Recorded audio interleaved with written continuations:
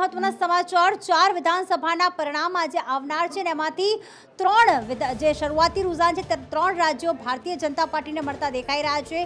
રાજસ્થાન અને મધ્યપ્રદેશ તો ભારતીય જનતા પાર્ટીની પૂર્ણ બહુમતી સાથે બેઠકોમાં અત્યારે આગળ વધી રહ્યું છે, પરંતુ અહીંયા છત્તીસગઢમાં જે અત્યાર સુધી કોંગ્રેસ 50 બેઠકો પર આગળ ચાલી રહી હતી તેમાં ભારતીય જનતા પાર્ટી 48 અને કોંગ્રેસ 40 બેઠકો જે છે તે હાંસલ કરતું દેખાઈ રહ્યું છે, એટલે કે સત્તા ગુમાવતા અત્યારે સંકેત મળી રહ્યા છે કોંગ્રેસના।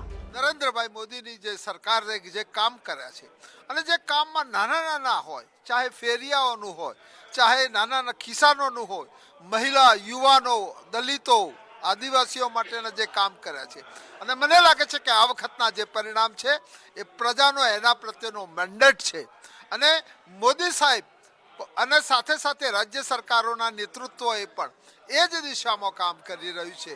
મને લાગે છે કે આ પરિણામ એ ખૂબ જ અપ્રત્યાશિત પરિણામ છે અને કોંગ્રેસના ગાલ ઉપર આ સડસડતો તમાચો પડ્યો છે। મિત્રો, કોંગ્રેસ ગાય વગાડીને કહેતી હતી કે અમે રાજસ્થાન જીતી રહ્યા છો, અમે મધ્યપ્રદેશમાં તો જીતી જ ગયા છે, પરંતુ તમે અહીંયા પરિણામમાં જુઓ અત્યારે જે રીતના પરિણામ આવ્યા છે એ ભારતીય જનતા પાર્ટીના આવ્યા છે તરફેણમાં।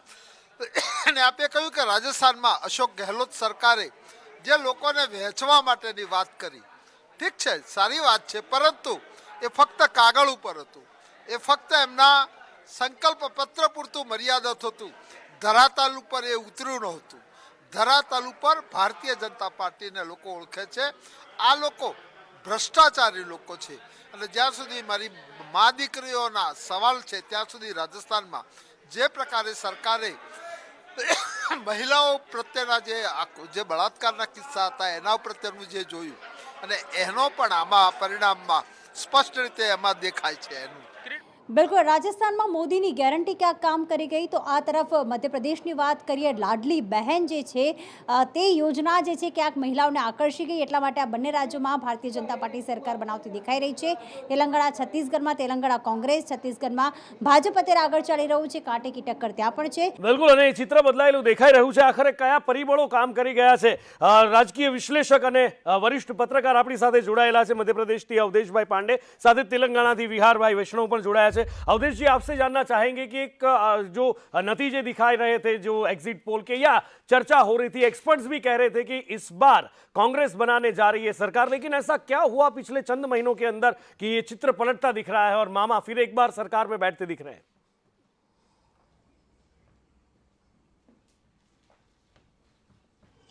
देखिए कृष्णा, शिवराज सिंह चौहान जी ने पिछले 4 महीने पहले या 5 महीने पहले जो लाडली लक्ष्मी योजना चालू की, लाडली बहना योजना, उसका काफी इम्पैक्ट पड़ा। महिलाओं ने बढ़ चढ़ के वोट दिया है बीजेपी को। जो 4 महीने पहले लग रहा था कांग्रेस एक तरफा जीत करेगी, लेकिन ऐसा नहीं है, बिल्कुल कांटे की टक्कर है। अभी शुरुआती रुझान है, बीजेपी बढ़त में है, लेकिन जब 3 बजे या 4 बजे हम जब देखेंगे तो बिल्कुल फाइट नेक टू नेक होगी। मतलब 110, 115, 120, 125, मतलब 10-20 सीटों के उसमें खेल होगा। एग्जिट पोलों ने जरूर दिखाया है कि 150 भी जा सकती है और दूसरे किसी ने दिखाया 130 पे कांग्रेस आ सकती है, बट बीजेपी ने लास्ट में बहुत मैनेज किया। लाडली बहना योजना हो, चाहे सीखो कमाओ योजना हो, जो भी योजनाएं लेके आए हैं, क्योंकि कांग्रेस ने सिर्फ कहा है और बीजेपी करके दिखा दी, उसका एक इम्पैक्ट तो है अभी, जो मतलब मैंने फील्ड में भी देखा, और यही रुझान जो भी दिख रहे हैं उसमें भी यही लग रहा है, बिल्कुल कांटे की टक्कर, कभी 2 सीट आगे 2 सीट पीछे चल रहा है। ठीक है, मतलब ऐसा नहीं है कि एकदम एक तरफा किसी की भी विक्ट्री नहीं होगी, ये ना कांग्रेस ना बीजेपी की। अवधेश जी, अगर एक तरफा विक्ट्री नहीं होगी तो हॉर्स ट्रेडिंग होगा, और उसके लिए क्या तैयारियां की गई है?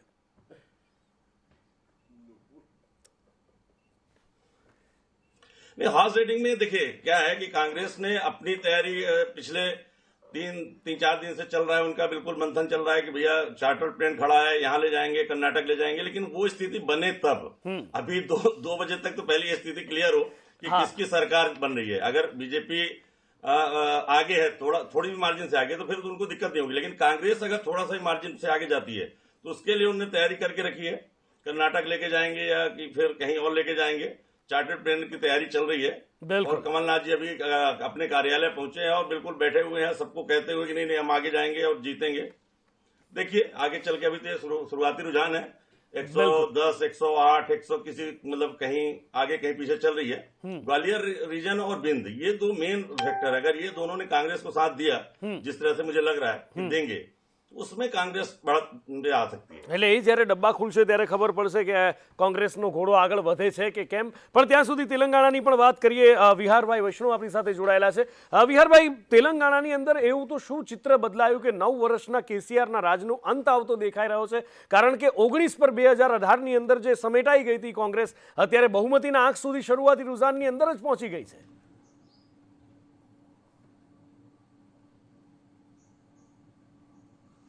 હા, તમારી વાત સાચી છે કે બેલેટ પેપર ખુલ્યા છે અને શરૂઆતના જે ટ્રેન્ડ્સ અત્યારે દેખાઈ રહ્યા છે એ પ્રમાણે કોંગ્રેસ લગભગ અડધો અડધ બીઆરએસ કરતા, કેસીઆર કરતા આગળ ચાલી રહી છે.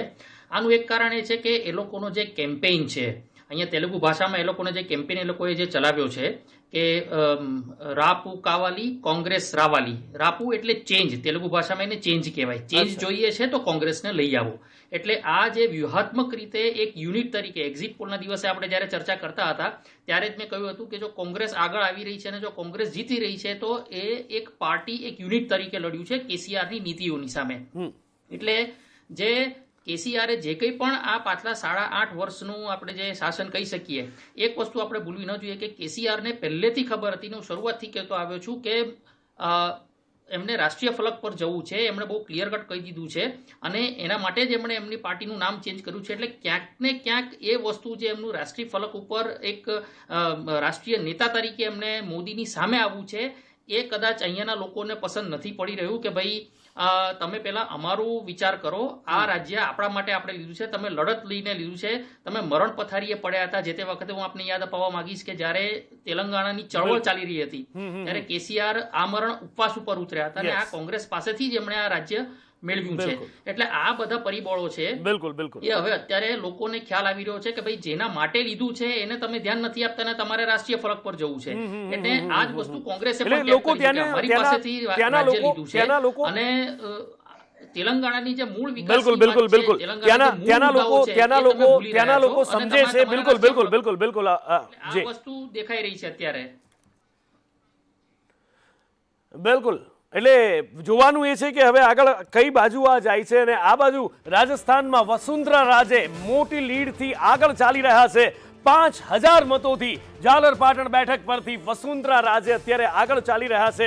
રાણી વિન તરફ આગળ વધી રહ્યા છે.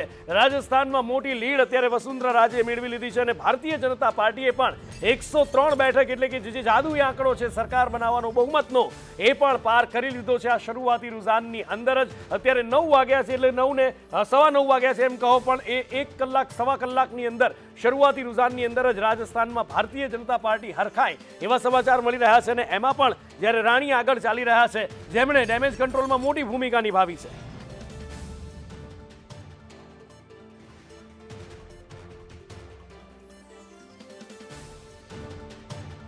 राजकीय विश्लेषक और वरिष्ठ पत्रकार रामकुमार कौशिक हमारी साथ जोड़ाया है. रामकुमार जी, स्वागत है आपका संदेश न्यूज में. भारतीय जनता पार्टी, ऐसा कहा जा रहा था कि इस बार शायद वो एक ट्रेंड बदले, यहां पर इस बार राज नहीं बदलेगा, रिवाज बदलेगा कहा जा रहा है, लेकिन जो शुरुआती रुझान आ रहे हैं कहानी कुछ और बयां कर रही है. क्या वजह है इसके पीछे?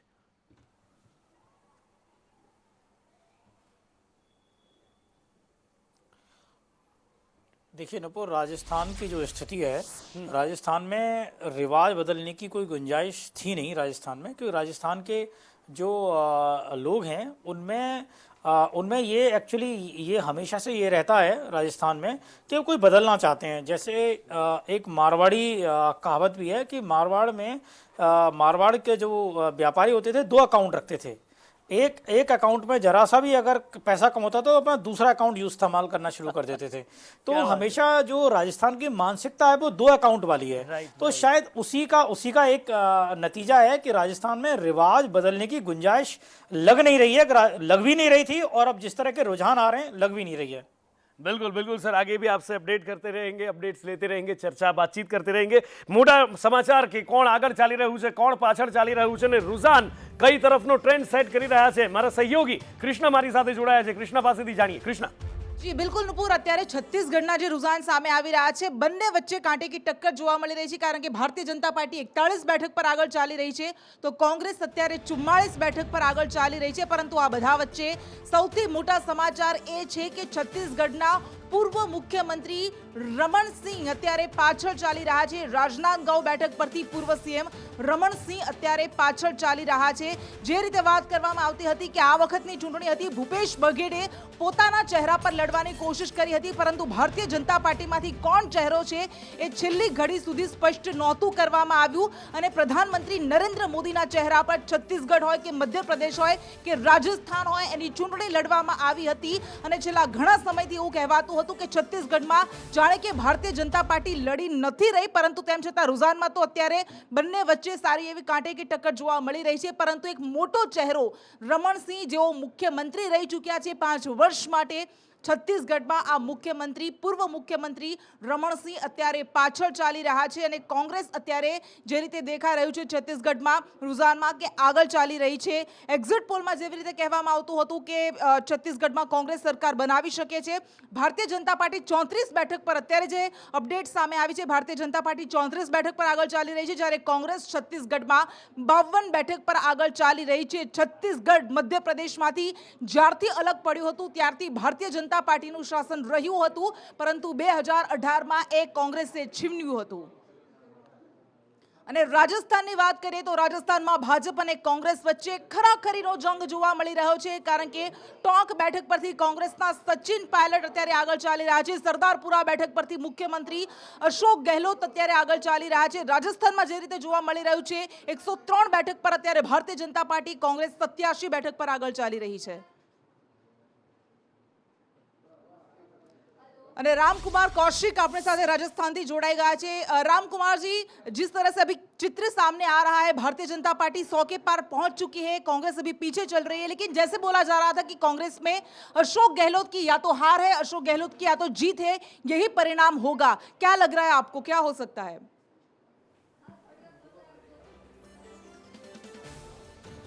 देखिए नपुर, राजस्थान में आप ये नहीं कह सकते कि अशोक गहलोत की हार है.